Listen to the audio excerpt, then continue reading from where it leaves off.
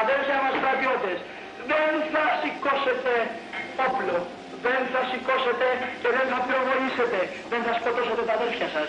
Αδέλφια μας στρατιώτες, αδέλφια μας στρατιώτες, αδέλφια μας στρατιώτες, αδέλφια μας στρατιώτες, πώς είναι δυνατόν να πυροβολήσετε τα αδέλφια σας, να χυθεί ελληνικό αίμα. Όλοι πιστεύουμε στην ευκαιριά. Και εγώ πάλι πρώτος αρχίζω τον εθνικό ύμνο, αυτό το αιώνιο σύμβολο της ελευθερίας. Σε γνωρίζω από την κόψη του σπατιού την τρομερή, σε γνωρίζω από την όψη που μετράει πέρα τη γη. Από τα κόκκαλα βγαλμένη των Ελλήνων τα ιερά και τα πλώτα ερχομένη, χαίρε ελευθεριά. Ακατέρι, φιλελεύθερη αλλιά, το να χτύπα και το χέρι από την απελπιστιά. Άγενάστε στην ώρα, ήταν όλα σιωπηλά, γιατί τα θεωρία εκορέα και τα πλάκωνε σκλαβιά.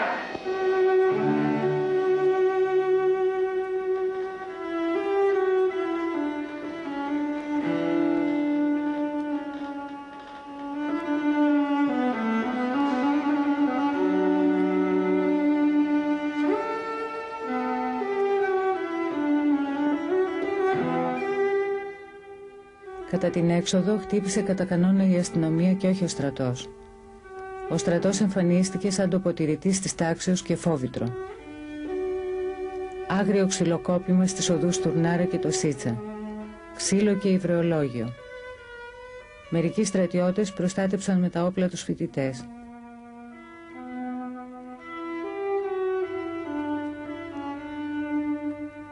Άλλη μία έξοδος στη νεότερη ελληνική ιστορία.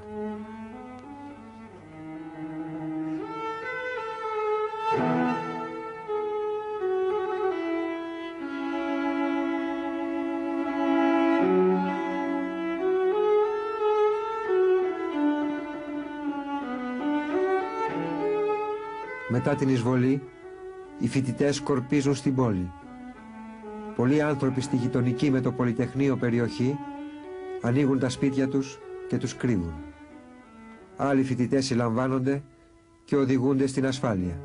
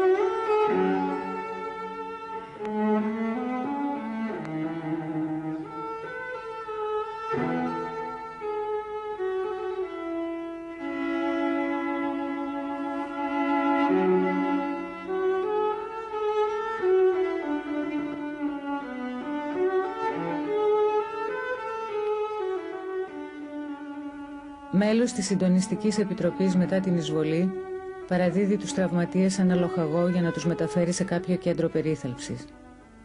Αλλά η αστυνομία δεν δίσταζε να χτυπάει ακόμα και τα στενοφόρα και να δέρνει τους τραυματίες και τους οδηγούς.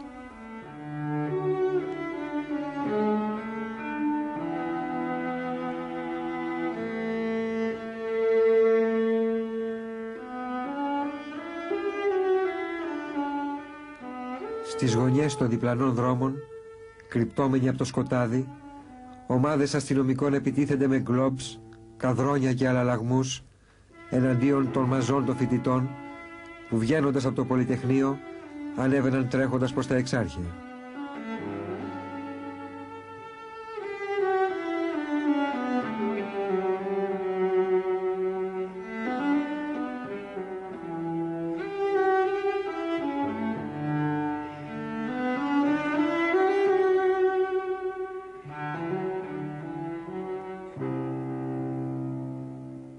Η εξέγερση του Πολυτεχνείου υπήρξε ένα γεγονός που ξεπέρασε τις πολιτικές οργανώσεις και ουσιαστικά ήταν αυθόρμητο, χωρίς καθοδήγηση.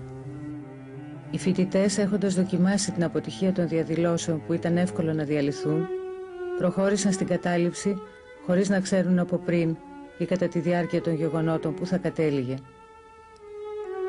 Γι' αυτό δεν υπήρξε σχέδιο οργανωμένης αποχώρησης.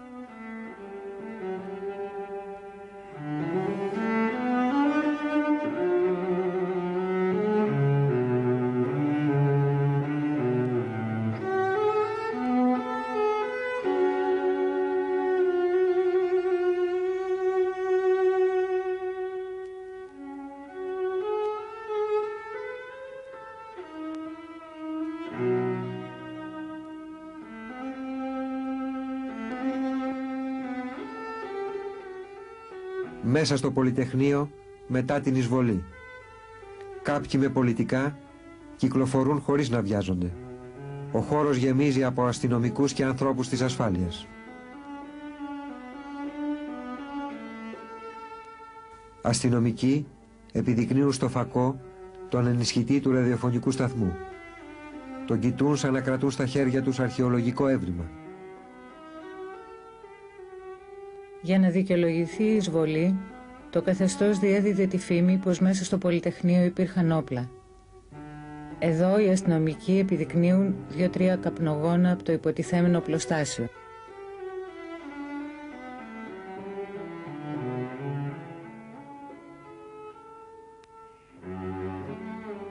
Πολλοί φοιτητές βγήκαν μετά την εισβολή από τη σιδερένια πόρτα της οδού Στουρνάρα. Η άλλη είσοδος από τη μεριά της Στοσίτσα ήταν πολύ δύσκολο να ξανανοίξει. Κάποιοι κατάφεραν να σκαρφαλώσουν από πάνω της.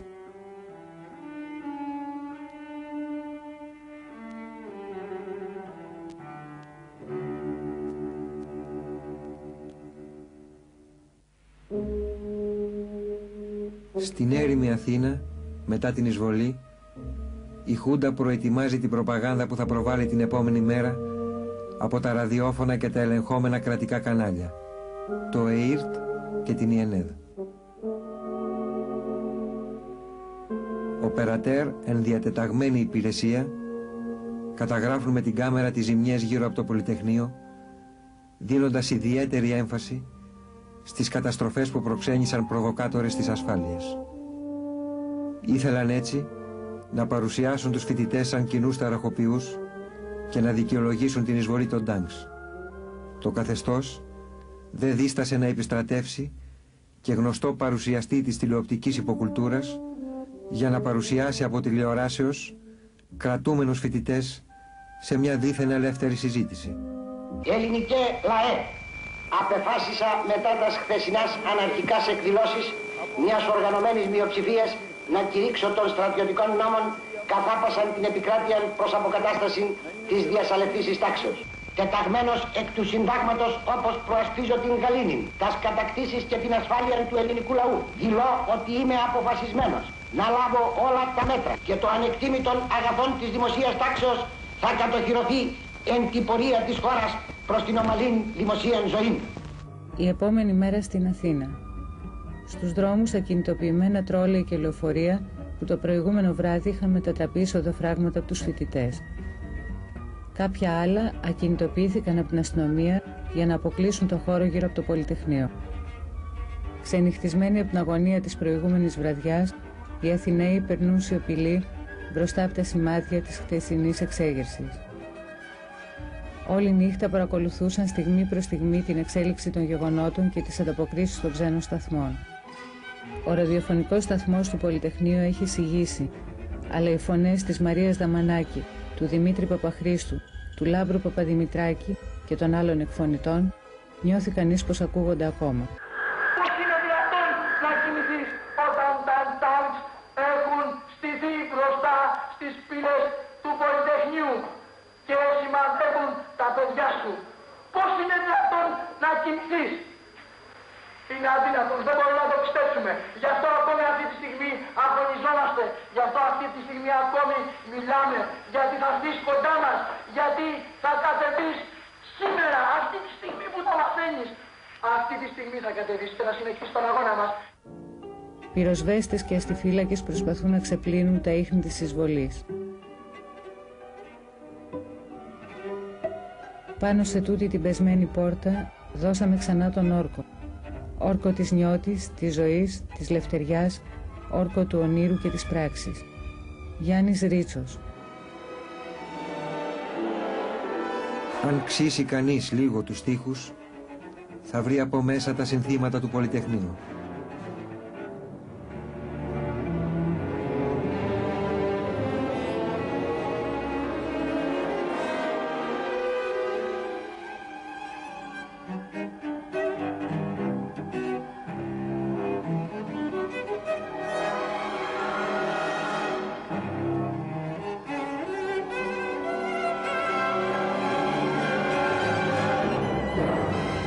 Το 114, τελευταίο άρθρο του Συντάγματος, υπήρξε το βασικό σύνθημα της προδικτατορικής νεολαίας, που έδωσε και εδώ το παρόν της. Η θυσία του Πολυτεχνείου σήμανε το τέλος της δικτατορίας του Παπαδόπουλου, θα ανατραπεί από τον Ιωαννίδη μια εβδομάδα μετά, αλλά και το τέλος του πειράματος πολιτικοποίησης και ελεγχόμενου εκδημοκρατισμού που επεδίωκε η κυβέρνηση Μαρκεζίνη. Φινάλε της εκπομπής, ένα συγκλονιστικό ντοκουμέντο των ημερών.